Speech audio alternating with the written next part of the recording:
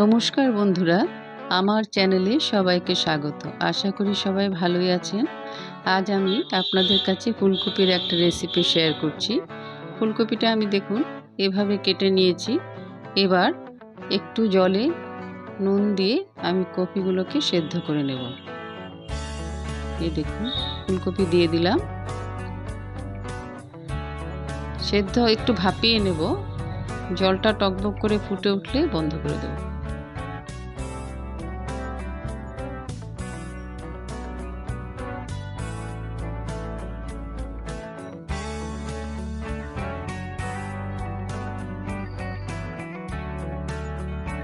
দেখুন ফুটছে। এবার আমি গ্যাস বন্ধ করে এটাকে উঠিয়ে নিচ্ছি। এই দেখুন উঠিয়ে নিয়েছি। এটা আমি আলু দিয়ে করব, তাই আলু এভাবে কেটে জলে ধুয়ে ভিজিয়ে রেখেছি, আবার ধুয়ে টুয়ে। এই দেখুন আলুগুলো আমি এভাবে কেটে নিয়েছি।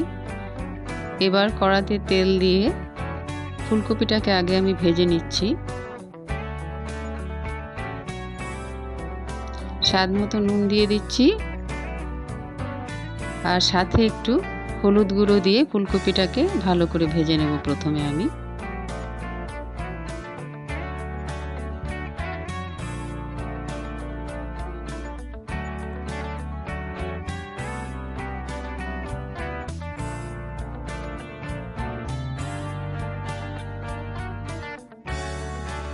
দেখুন ভালো করে সাঁতলে নিচ্ছি।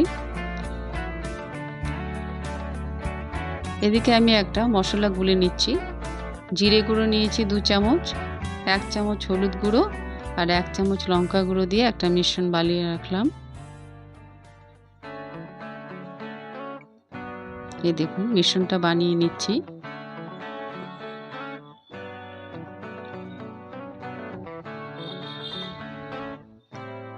এই দেখুন ফুলকপিগুলো ভাজা হয়ে গেছে। এবার আমি এটা উঠিয়ে নিচ্ছি। এটার আমি ফুলকপির কালিয়া তৈরি করছি, তাই টক দই নিয়েছি।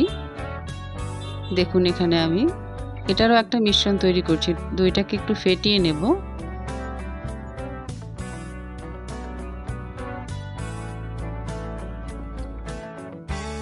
দেখুন দইটাকে আমি একটু নুন আর চিনি দিয়ে সাথে লঙ্কার গুঁড়ো দিয়ে ভালো করে ফেটিয়ে নেব।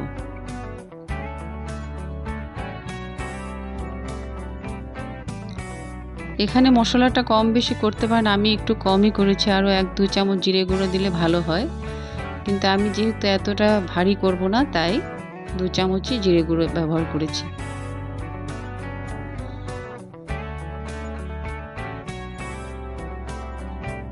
দেখুন ফেটিয়ে রেখে দিলাম। এবার আমি গোটা ফোড়ন দিয়ে দিচ্ছি। সাদা জিরে, লবঙ্গ আর এলাচ, দারচিনির টুকরো দিয়ে দিলাম। এবার আলুটাকে দিয়ে দিলাম। আলুটা ভালো করে ভেজে নেব।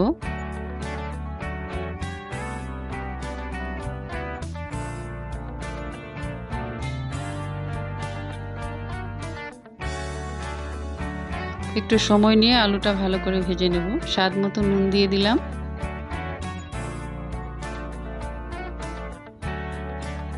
খানিকটা সময় নিয়ে আলুগুলো সুন্দর লাল লাল করে ভেজে নেব। ঢেকে ঢেকে ভাজবো।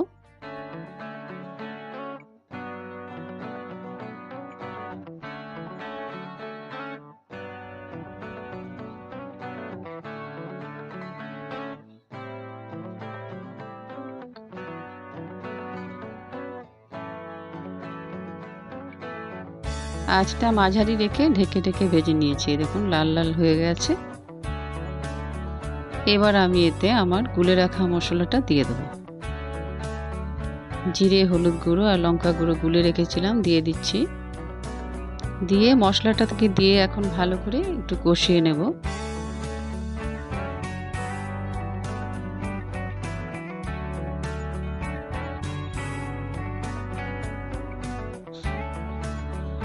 একটু একটু করে জল দিয়ে কষিয়ে নিচ্ছি আমি এটা। এই দেখুন এবার আমি দইয়ের মিশ্রণটাও দিয়ে দিলাম। দিয়ে একটু সময় কষিয়ে নিচ্ছি। এভাবে করে দেখবেন ভালোই লাগে খেতে।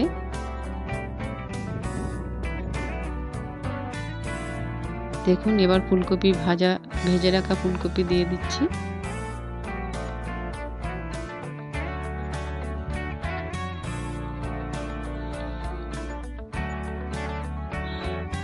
সুন্দর করে মিশিয়ে নিচ্ছি আলুর সাথে, মশলার সাথে।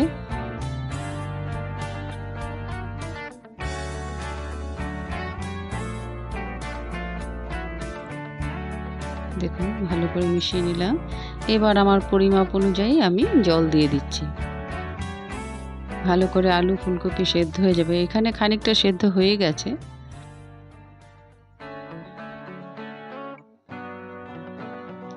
এবার এতে আমি একটু গরম মশলা দিয়ে দিচ্ছি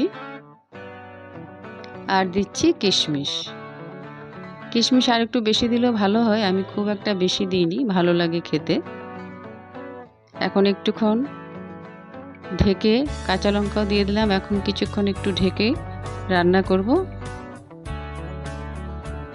দেখুন প্রায় হয়ে এসেছে আমার এটা।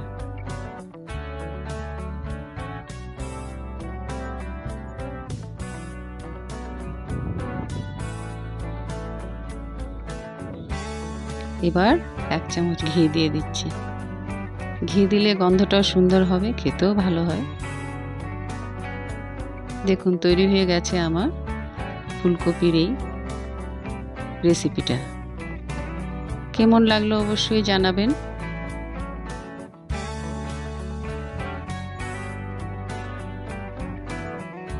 এভাবেই আমার সঙ্গে থাকুন। সবাই সুস্থ থাকুন, ভালো থাকুন। আবার দেখা হবে পরের ভিডিওতে।